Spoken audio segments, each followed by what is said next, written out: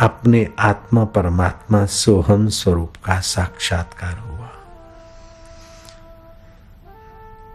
जब एकनाथ महाराज को परमात्मा का साक्षात्कार हो सकता है, लीलाशाह बापू जी को हो सकता है, शिवाजी महाराज को गला डूब व्यवहार में हो सकता है, तो तुम्हें क्यों नहीं हो सकेगा।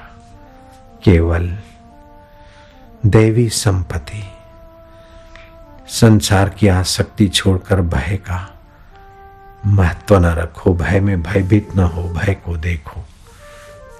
भय आया है तो जाएगा, भय के साथ जुड़ो मत। हृदय को शुद्ध करो। संसारी राग द्वेष की बातों से हृदय अशुद्ध हो जाएगा। उनको स्वप्न समझकर शुद्ध रस भगवान का लेते जाओ। ज्ञान के लिए योग में, ध्यान में स्थिति करो। 16वें अध्याय के पहले श्लोक में भगवान कहते हैं, अभयम सत्व संशुद्धिर ज्ञान योग व्यवस्थिति दानम दमश्च यज्ञश्च स्वाध्याय तप आर्जवम। भय का सर्वथा अभाव, अंतःकरण की शुद्धि, उस परमात्मा सुख परमात्मा ज्ञान के लिए ध्यान योग का अभ्यास, दृढ़ स्थिति, नियमित ध्यान और जप करो। सात्विक दान और सात्विक खान पान, विषय विकारों से पाप ताप की चेष्टा से अपने को बचाए रखो। यज्ञ याग जप यज्ञ हवन होम यज्ञ, सतशास्त्रों का पठन और अपना कर्तव्य बेईमानी छोड़कर तत्परता से पालकर। 2 कर्तव्य होते हैं, एक ऐहिक कर्तव्य कमाना, घर गृहस्थी इधर उधर, वो संसारी काल्पनिक ऐहिक कर्तव्य होता है। दूसरा होता है आत्मिक कर्तव्य, ये आत्मा परमात्मा को मिले ये मुख्य कर्तव्य। ये दोनों कर्तव्य यथा योग्य निभाते हैं। उन कर्तव्यों में थोड़ी कठिनाई, थोड़ा कष्ट सहना पड़े तो सह कर भी लगा रहे, उसके लिए परमात्मा प्राप्ति, दुखों का अंत और परमानंद की प्राप्ति असंभव नहीं है। शरीर को, मन को, वाणी को सरलता से जिए लाए। इतनी आवश्यकता न बढ़ाए कि भोजन बनाने में ही समय चला जाए, फर्नीचर सजाने में ही समय चला जाए, मित्र कुटुंबी और रुपए पैसे कमाने खाने में ही जिंदगी बर्बाद हो जाए। नहीं, जीवन सरल होना चाहिए। कम से कम प्रयत्न करके भोजन, छाजन और जीवन हो। जीवन इतना जटिल नहीं हो कि बहुत आवश्यकताएं और बहुत टिप टाप और बहुत कुछ करो। नहीं, रूखी भली सूखी भली सादा खाकर बाकी का समय सत्य रस में लगाना चाहिए। सत्य भाषण, क्रोध से बचे, संसार की कामनाएं कम करते जाएं और भगवत प्राप्ति की कामना को बढ़ाते जाएं।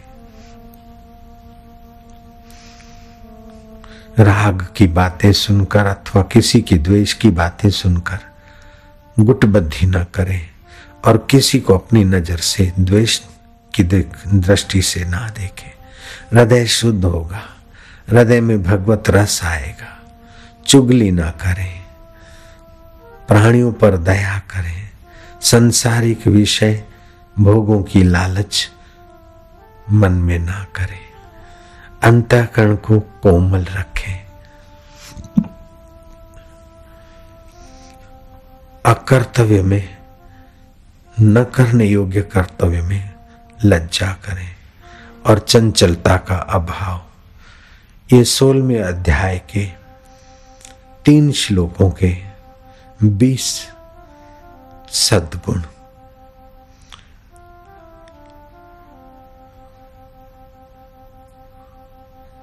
अपने चित्त में लाने वाला साधक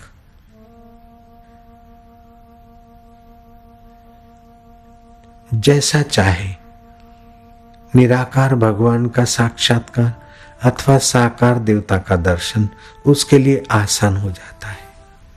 केवल 1 लाख मंत्र कर ले, हनुमान जी को प्रकट करके बातचीत कर सकता है। सद्गुण जिसके पास है उसका 1,00,000 मंत्र पर्याप्त हो जाते हैं। मंत्र है ओम हम हनुमंते रुद्रात्मकाय हुम फट। ये फट शब्द का अर्थ भले नहीं समझे, लेकिन ये बीज है। हुम का अर्थ नहीं समझेंगे, हम का अर्थ नहीं समझेंगे, लेकिन शरीर के उन केंद्रों को वे विकसित करेंगे जिससे हनुमान जी तक आपके आंदोलन, आपका संकल्प पहुंचे और हनुमान जी प्रकट हो। ओम हम हनुमंते रुद्रात्मकाय हुम फट।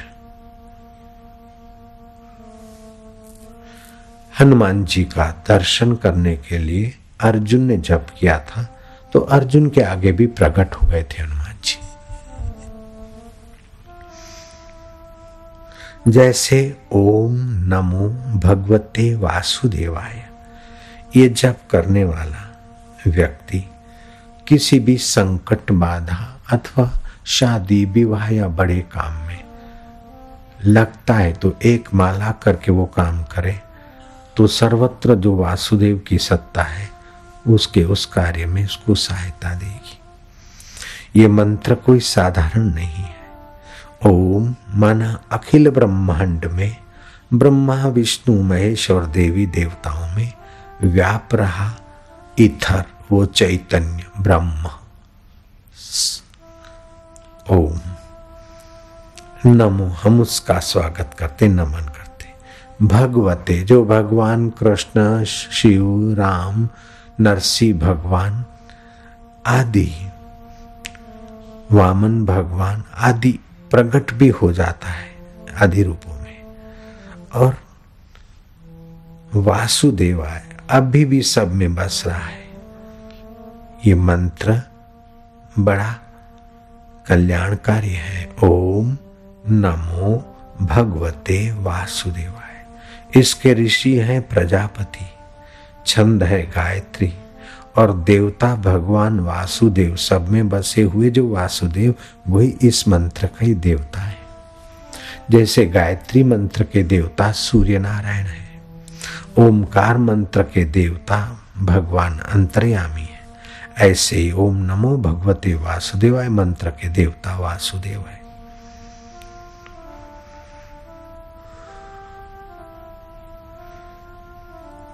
कभी कभी ललाट पर तिलक लगा के चोटी बांधकर जप करने से ये मस्तक का हिस्सा चोटी वाला प्रकृति के रहस्यों को जानने की शक्ति रखता है।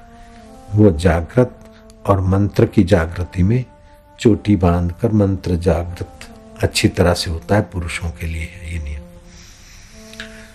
महिलाएं तो केवल यहाँ स्पर्श कर ले, पर्याप्त हो जाए।